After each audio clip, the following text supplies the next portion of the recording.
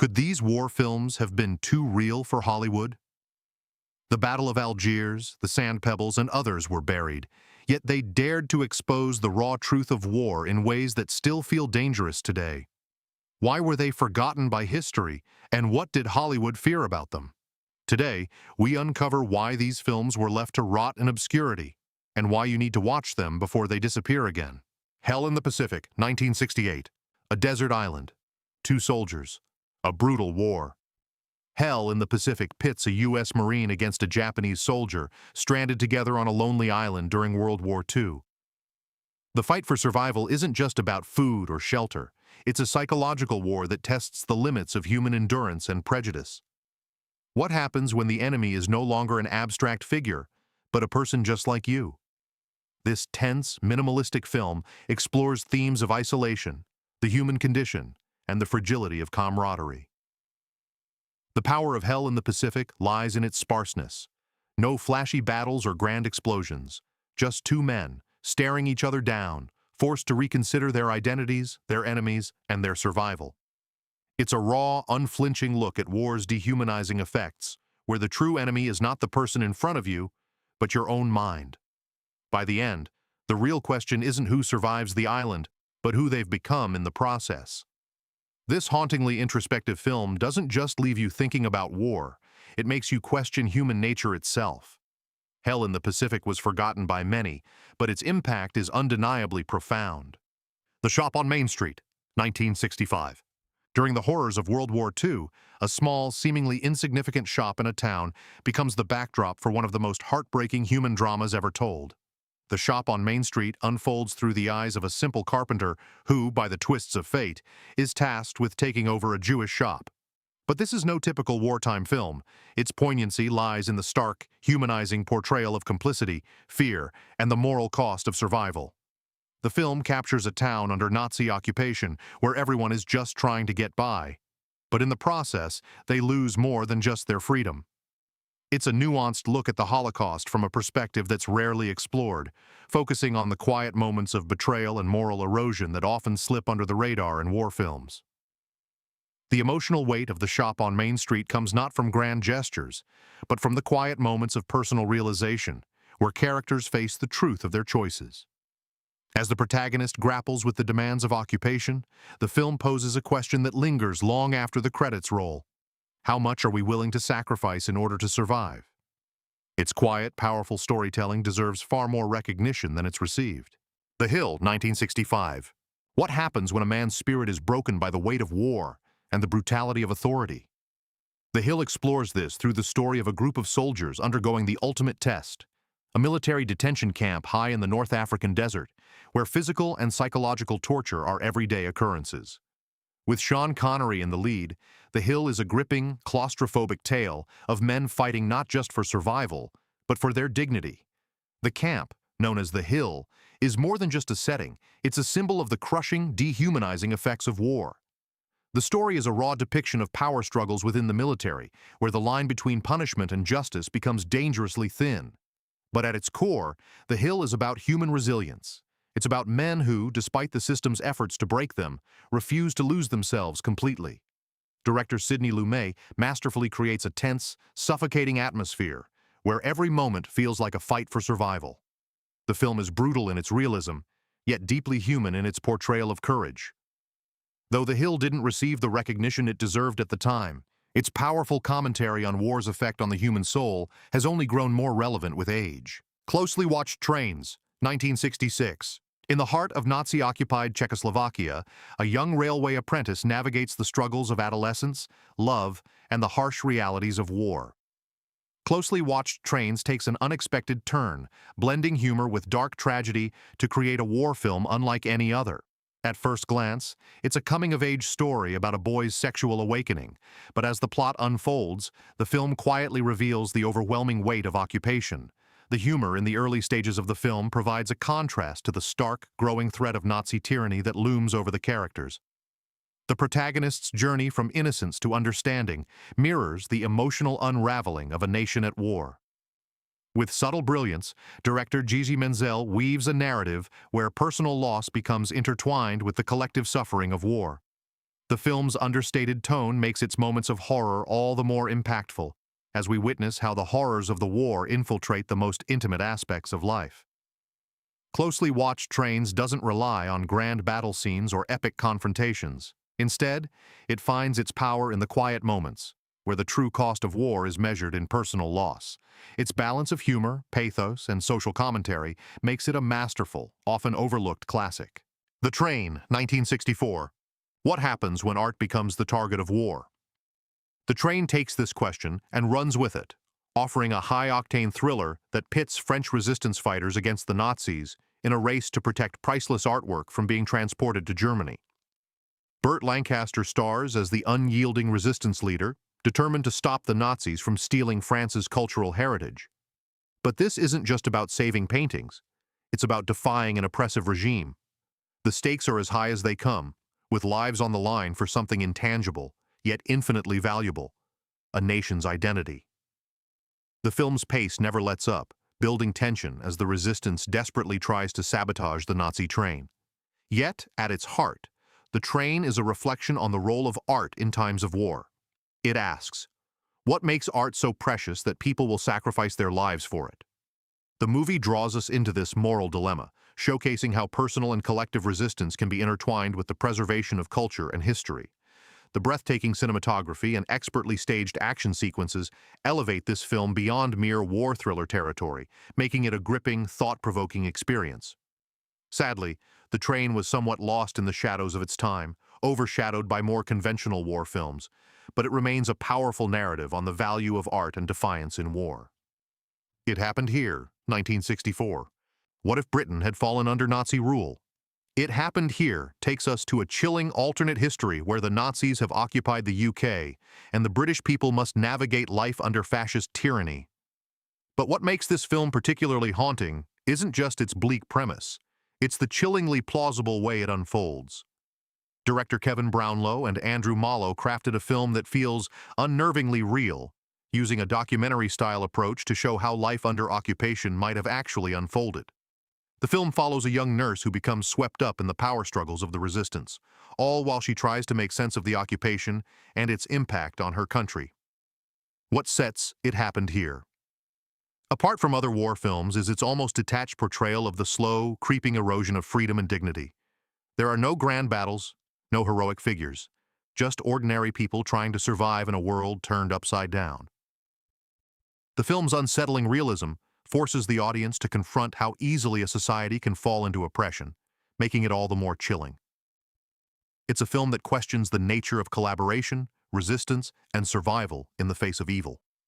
Despite its low-budget nature, it happened. Here is a powerful piece of historical fiction that speaks volumes about the fragility of freedom: Ivan's childhood. At the intersection of youth and war, Ivan's childhood offers a poetic, haunting exploration of a young boy's journey through the horrors of World War II. Directed by Andrei Tarkovsky, this film presents a world where innocence is lost, but the human spirit remains unbroken. Ivan, an orphaned boy pressed into service as a Soviet spy, carries the burden of war with a quiet resilience. But it's not just the brutality of the war that defines his experience. It's his internal struggle with his loss, his grief, and his search for meaning in a world that seems devoid of hope. Tarkovsky's direction turns the film into an emotional meditation on trauma and survival. The cinematography is as stark and evocative as the themes it explores, with long, lingering shots that capture the bleakness of war, while allowing space for the haunting beauty of Ivan's internal world. The film doesn't just focus on the battlefield. It is more concerned with the psychological toll of war, especially on the most vulnerable. Ivan's relationship with the soldiers around him, particularly his interactions with a group of sympathetic adults, adds depth to the narrative, showing how humanity can persist even in the darkest of times. Ivan's childhood is a slow-burn masterpiece, building emotional intensity with every scene, and remains a powerful work that explores the loss of innocence during wartime. Battle of Britain. When the air raid sirens blare and the sound of fighter planes fills the sky, Battle of Britain immerses you in the relentless tension of World War II's most iconic aerial conflict. Released in 1969, the film dramatizes the critical battle between the Royal Air Force, RAF, and the Luftwaffe over Britain's skies in 1940, a pivotal moment that would determine the fate of Europe. Directed by Guy Hamilton, Battle of Britain boasts some of the most breathtaking aerial combat sequences ever filmed, using real aircraft to recreate the high-stakes dogfights that define this moment in history. But Battle of Britain is not just a technical marvel.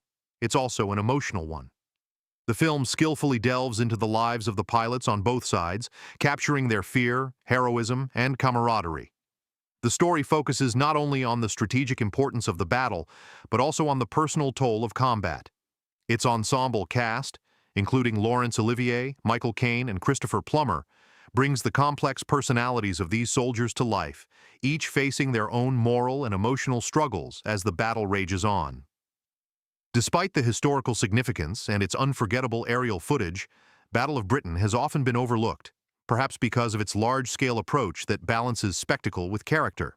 Yet, its portrayal of bravery and sacrifice under extreme pressure remains as powerful today as it was upon release. This film is not just a war epic. It's a tribute to those who fought in the skies to defend their homeland. The Sand Pebbles. There are war films, and then there is The Sand Pebbles, an epic that transcends the usual boundaries of war cinema. Set against the backdrop of the Chinese Civil War in the 1920s, the film follows a U.S. Navy gunboat crew on a turbulent mission to navigate through political chaos and cultural tension. Steve McQueen delivers one of his finest performances as Jake Holman, a rebellious engineer who is caught between duty and personal conscience. What sets The Sand Pebbles apart is its exploration of the moral dilemmas faced by those in the midst of war, especially when they are torn between loyalty to their country and empathy for those caught in the crossfire. The film captures the disillusionment that often comes with warfare, the sense of helplessness, the futility, and the complex human relationships that develop under extreme stress. Its strength lies not in grand battle sequences, but in the slow-burning tension between characters and their internal struggles. The film's stunning cinematography, capturing both the grand scale of the riverboat and the haunting, often hostile Chinese landscape, adds to the sense of isolation and uncertainty. The Sand Pebbles is an exploration of cultural clashes, both personal and political, and the human cost of war that lingers long after the battle has been won or lost. Despite being one of McQueen's most complex performances, the film remains overshadowed by the blockbusters of its time. But its subtlety, emotional depth, and narrative complexity make it a hidden masterpiece in the war genre. King and Country, 1964. War is often depicted through the lens of heroism, but King and Country takes an entirely different approach, one that lays bare the brutal realities of war's psychological toll. Set during World War I, the film tells the harrowing story of a British soldier, Private Sidney, who faces trial for desertion after a failed escape attempt during a brutal trench campaign. Directed by Joseph Losey and starring Tom Courtenay and Dirk Bogarde, King and Country is a stark, morally complex examination of the human cost of war, and more specifically, the mental breakdowns that result from the madness of battle. From the outset, the film challenges traditional notions of heroism. Private Sidney isn't a coward, but a man on the brink of collapse, pushed to his limits by the horrors surrounding him. As his trial unfolds, it becomes clear that the true villain is not the soldier, but the war machine that grinds down the spirit of those who serve. The courtroom scenes, filled with moral ambiguity and chilling tension, provide a sharp contrast to the chaos of the battlefield. At its core, King and Country is about the clash between duty and humanity, questioning whether the cost of survival is worth the loss of one's sanity. Its understated bleak realism makes it one of the most thought-provoking anti-war films of its time. Tragically forgotten by many, King and Country remains a timeless meditation on the personal costs of war, both physical and psychological. The Battle of Algiers, 1966. What makes the Battle of Algiers so extraordinary is not just its gripping depiction of urban guerrilla warfare, it's the way it holds a mirror up to our own world, forcing us to confront uncomfortable truths about the consequences of violence, resistance, and power. This Italian-Algerian film, directed by Gillo Pontecorvo, offers a raw, realistic portrayal of the Algerian War of Independence against French colonial forces. With a cast of non-professional actors, the film pulls no punches, showing both the brutal tactics of the French military and the violent retaliation of the Algerian FLN, National Liberation Front. What makes it especially powerful is its lack of a clear moral center. Both sides are shown committing atrocities, blurring the lines between good and evil. The film doesn't romanticize resistance or glorify the French military. Instead, it presents war as a devastating, dehumanizing force that leaves no one untouched. The film's documentary-style realism, with handheld camera work and on-location shooting, immerses the viewer in the streets of Algiers, making the violence feel immediate and visceral. The Battle of Algiers is not just a war film, it's a meditation on the nature of insurgency, colonialism, and the cost of independence. Its themes remain painfully relevant today, as it challenges the viewer to examine how we justify violence in the name of politics and freedom. Banned in France for its controversial portrayal of colonial violence, it remains a masterpiece that is as powerful and provocative today as it was 50 years ago. The Long and the Short and the Tall, 1961. In the heart of the Malayan jungle during World War II, a small British patrol finds itself trapped behind enemy lines in The Long and the Short and the Tall. Directed by Leslie Norman, this gripping, tense film delves into the psychological complexities of soldiers who are pushed to their limits by fear, isolation, and the brutal demands of war. The film's brilliance lies in its simplicity. What starts as a basic story about survival quickly becomes a profound exploration of human nature, duty, and the weight of moral choices. At the center of the story is the strained relationship between the men, each one struggling with their own doubts, fears, and insecurities.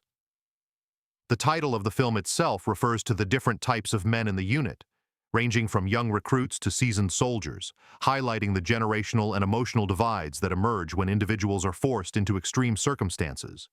As the soldiers face imminent danger from Japanese forces, they wrestle with fear, betrayal, and their own mortality. The tension is not only external, but deeply internal, as each character grapples with their identity, loyalty, and the harsh realities of war. The film's minimalistic setting, the dense, oppressive jungle, adds to the suffocating atmosphere, emphasizing the soldier's helplessness in the face of an unseen enemy.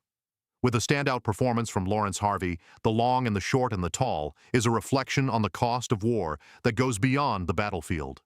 It's a powerful, emotionally charged story that leaves the viewer questioning what it truly means to survive. These films were not buried because they were weak. They were buried because they were uncomfortable. They showed war without glory, heroes without certainty, and history without a clean ending. So tell me, which of these forgotten 60s war films deserves rediscovery first? Drop your pick below, hit like, and subscribe for more classics Hollywood hoped we'd forget.